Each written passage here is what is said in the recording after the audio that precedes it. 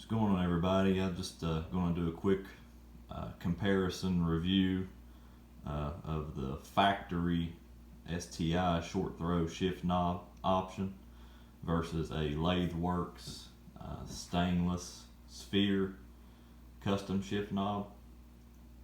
As you can see, the stainless is the blued stainless, and I had to have the custom engraving of the angry rally pig on there because I'm a Subaru fan and everything, so I've always had an angry rally pig on every Subaru I've ever owned, so it's just something personal to me.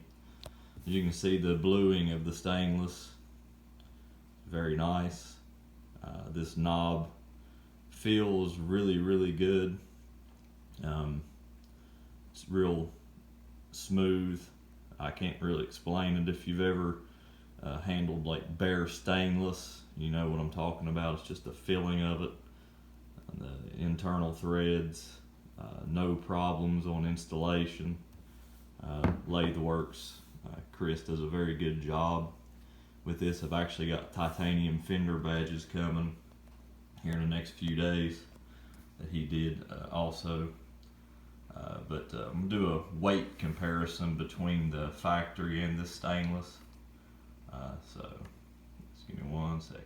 Alright, so the weight comparison between the factory and the stainless. I got my food scale out here. Apologize, it's got a little stain on it right there, but we'll see what the difference is here. Factory knobs, 279 gram. And then you got 466 gram on the stainless. And you can definitely tell the extra weight while you're driving and shifting. It just makes the shifts feel a lot better.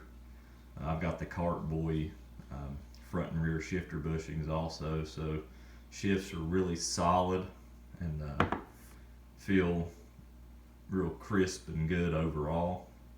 So, but just thought I would show this. I don't really see many reviews of his stuff on YouTube, so just trying to throw that out there in case anybody's on the fence about buying something.